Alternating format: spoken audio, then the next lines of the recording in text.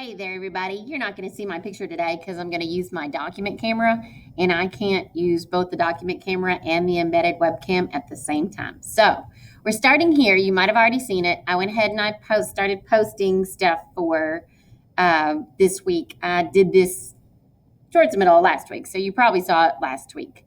We're going to start doing a reading review on Mondays to review things that we've already learned. So this is right under Monday for week 10. It says Monday, 11/2/2020, part 1, reading review. And it's a Google form. It's a Google quiz that will automatically send me your grade. So, I'll see your grade, as soon as you take it. But just like all other Google forms, please open it, read it, point to evidence on the screen, eliminate answers. It is part of your grade. Okay? All right. Next, we are going to talk about complete sentences. And we talked about this last week. We talked about differences. Sorry about my desk. We talked about differences in sentences and different types of sentences. And it kind of seems like we need to go into complete sentences a little bit more. So that's what we're going to do. So, complete sentences. A sentence is a group of words that expresses a complete thought. It always begins with a capital letter and ends with some sort of punctuation mark. The stamps are in my desk. Notice starts with a capital, ends with a punctuation mark.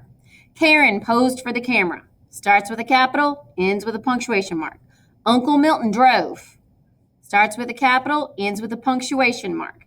Now, last week when I asked you to write different types of sentences, lots of you knew that it was a question, but you didn't put a question mark at the end. We really have to do that because it completely changes what you're trying to say when you don't use the correct punctuation marks. Not just talking about periods, question marks, and exclamation points, but we're also talking about commas and quotation marks, but we'll talk about that more. These sentences each express a complete thought. They all begin with a capital letter and end with a punctuation mark.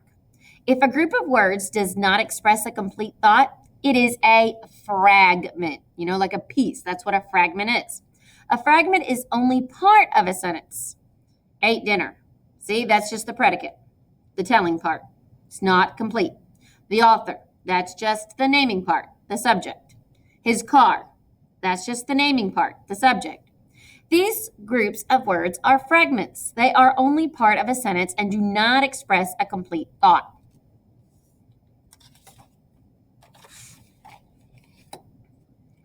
Fragments can be made into sentences by adding the missing words needed to express a complete thought. Examples. Okay, like we said, ate dinner is a fragment. A complete sentence would have a subject and a predicate. My family ate dinner. Here's another fragment. The author, because it's just the subject. A complete sentence would have the subject and the predicate, the naming part and the telling part.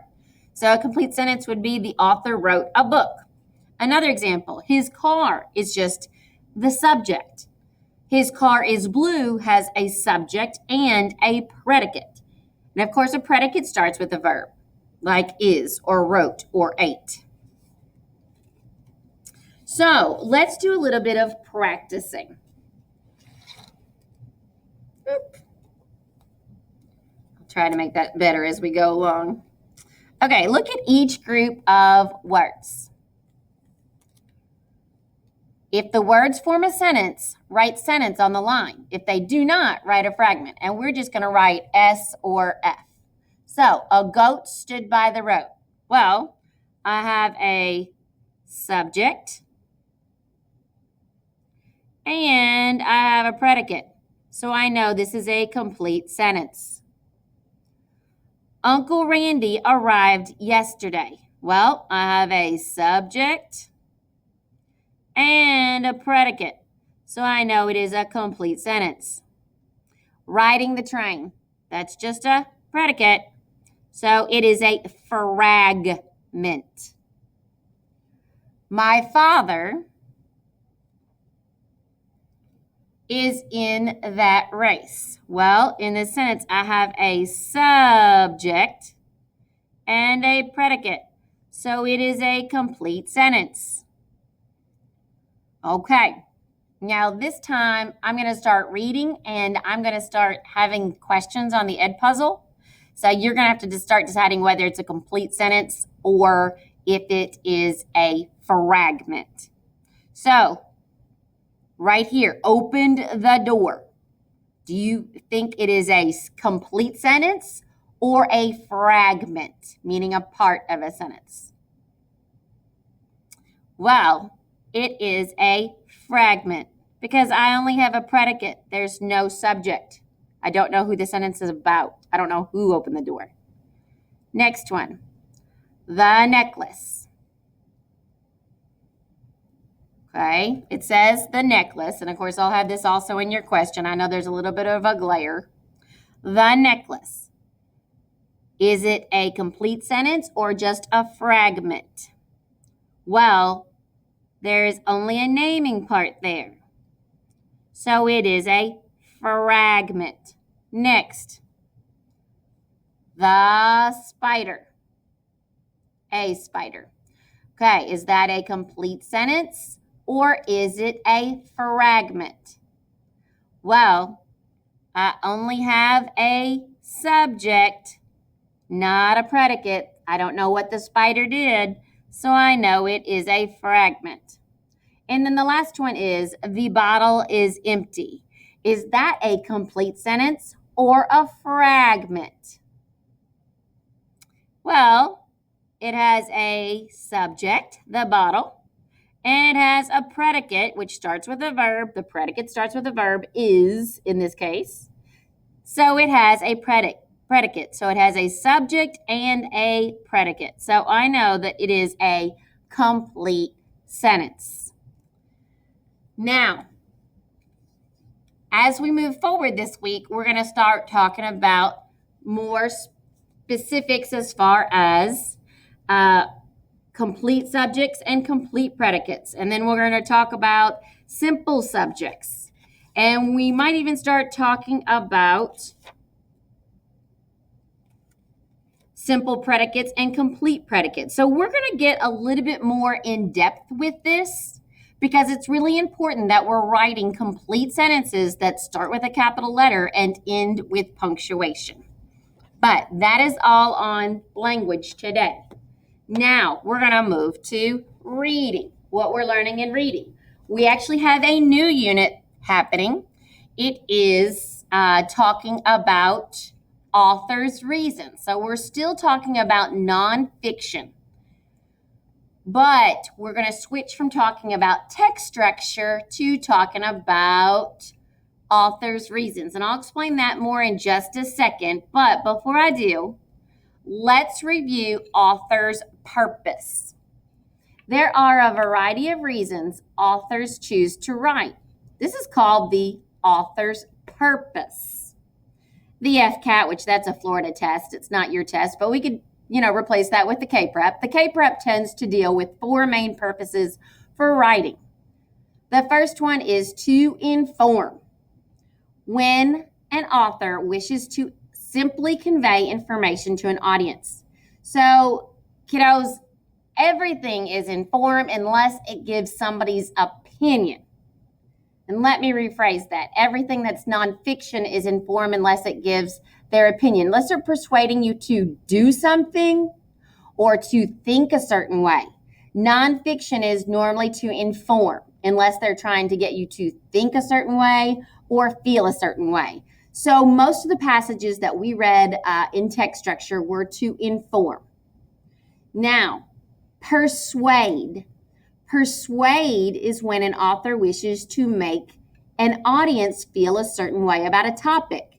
Now, this could be an advertisement, trying to get you to buy those new tennis shoes or trying to get you to buy the Nintendo Switch. That would be persuade. But that's not the only time we try to be persuaded. Lately, right now, in fact, we have a lot of campaign ads on the TV and the radio and coming in the mail that are trying to get us to vote for one candidate or another, and they're giving reasons why you should vote for them. So the trouble with persuade, it can be tough because you might hear a lot of facts in persuade and you're like, oh, it's inform. But wait, if they're trying to get you to do something or think a certain way, even if they use facts to do it, it is persuade. Then I'm going to jump down here to entertain. Last week on some of our work, when I asked you about author's purpose, I had a lot of people who wanted to say, oh, to entertain. Well, no. Entertain is when an author wishes to simply entertain an audience, and that only happens in fiction. Fiction is only entertain. Fiction is only entertain. Or I could say, entertain is only fiction. Entertain is only fiction. Entertain is only fiction. So you're only going to have the purpose to entertain if you're reading something that is fiction, like a story, a folk tale, a poetry, or watching a play. That's the only time that the author's purpose is to entertain you. And then I told you last week I was going to add another one. I know, might be new, but instead of saying pie, persuade, inform, entertain, I say you just got pied up because I'm going to add a D to the end of it. The fourth reason for an author to write would be to describe something, when an author wishes to convey a picture or feeling to an audience. Okay, so to describe would be like reading the menu at Anderson's Pizzeria and seeing what kind of pizza you want. They're going to describe what's on the pizza, how big the pizza is, how much the pizza cost. That would be to describe. Another example of describe would be if you were wanting to order something off Amazon and you're trying to see what it does, what colors it comes in, how big it is, how long it's going to take to get there, how much it costs, what if it needs batteries, what does it need to run. That's another example of describe. So there are 4 reasons why authors write: to persuade, inform, describe, or entertain. You just got pied. So this was important because it ties into understanding authors' reasons and perspective. Now, you see I've got a picture right here of a bowl of Halloween candy. I'm sure that you all have lots of bowls of Halloween candy at your houses. So I thought this was pretty fitting, but you see you got gummy lifesavers that are probably gummy and sweet and fruity flavored. You got Snickers that are going to be all chocolatey with nuts, and M&Ms that are chocolatey with nuts, that kind of M&Ms.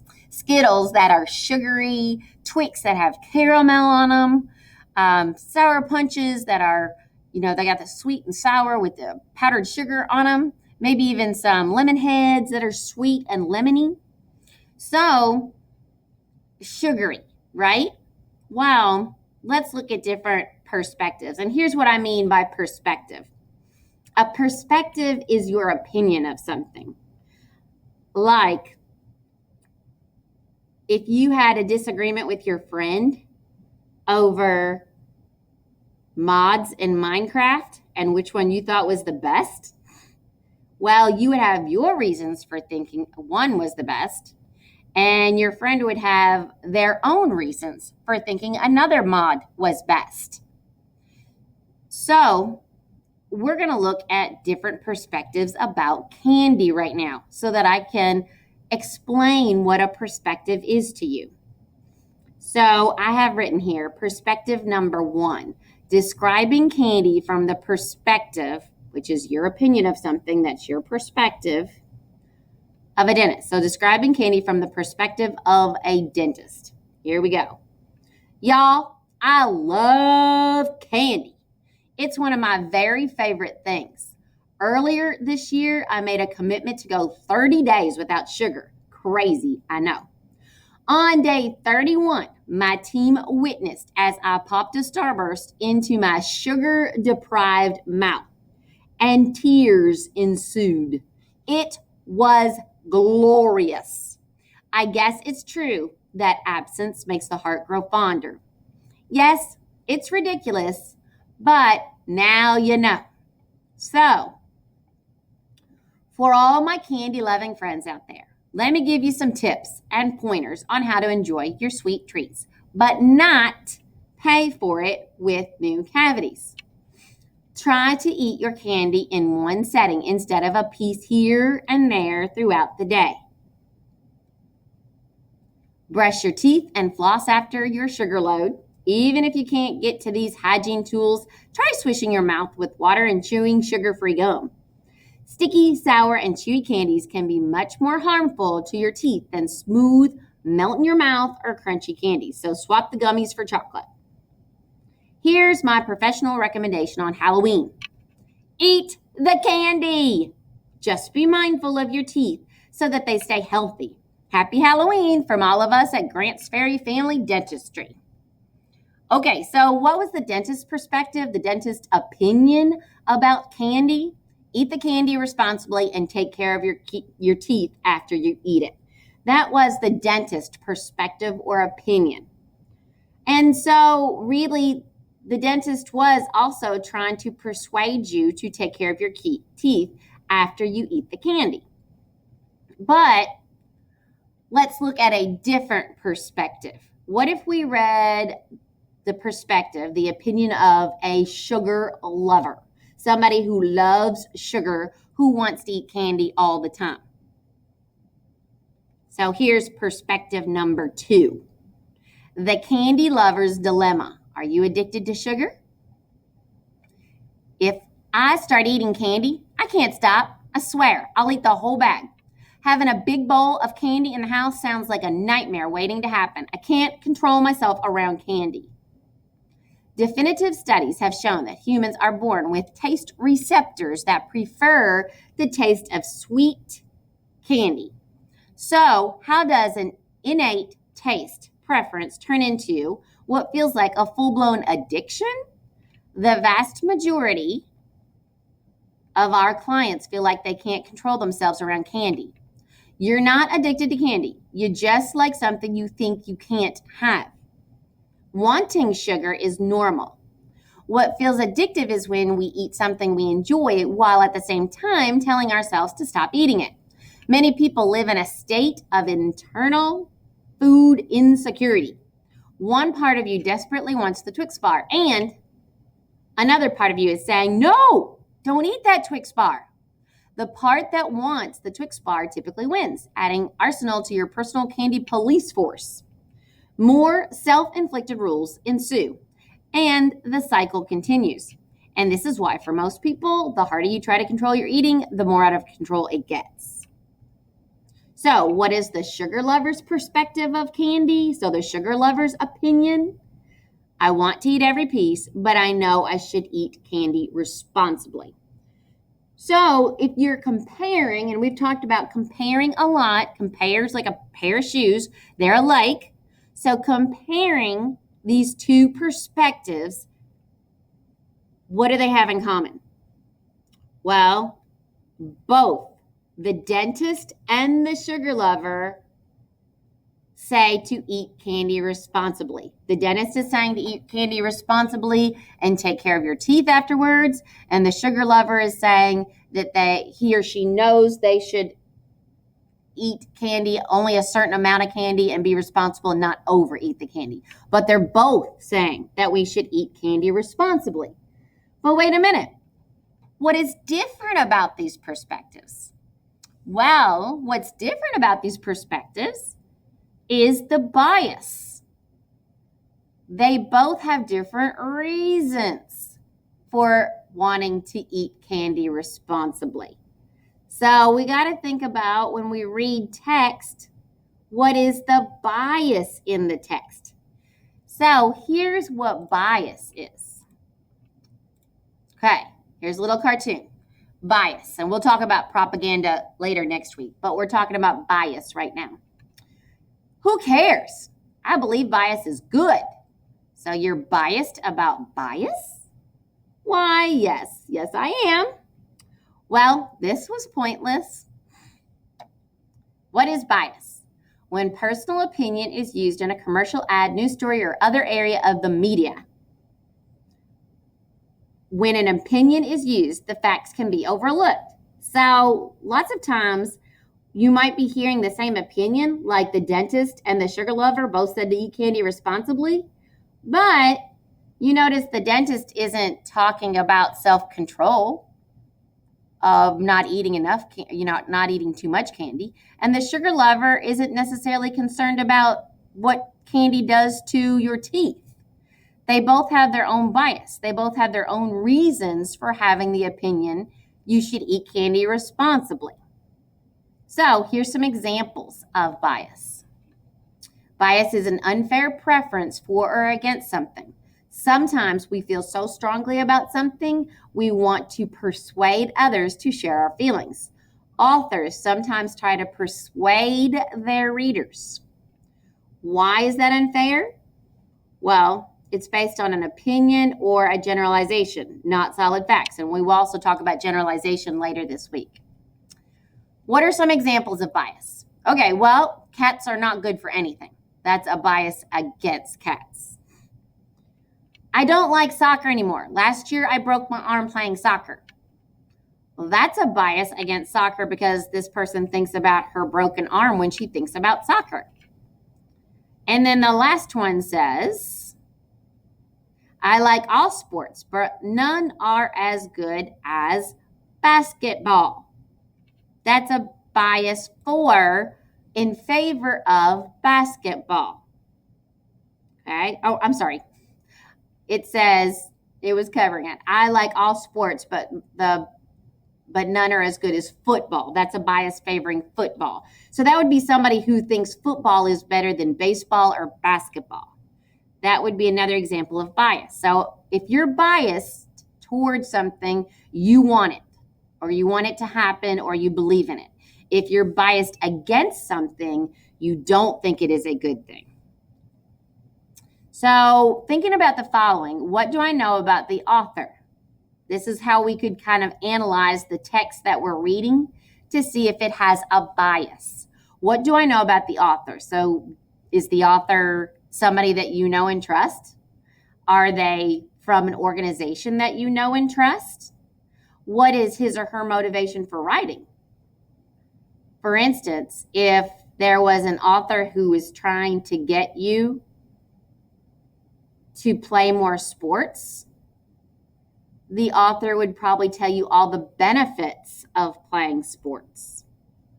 Number 2, who published this piece? Who wants you to read it? So you got to think about, why does this author want me to read this? We'll skip number 3. We'll talk about that later next week. Number 4, what is your opinion? Where can you find more information on this topic? So maybe you need to, after you read a text, you need to go see if you can find another text about the same topic to see if the one you read was biased or if it says the same thing as the second text. Here's a question. Let's test out our knowledge about bias. Hello. Yes, I am Mrs. Taylor's reference.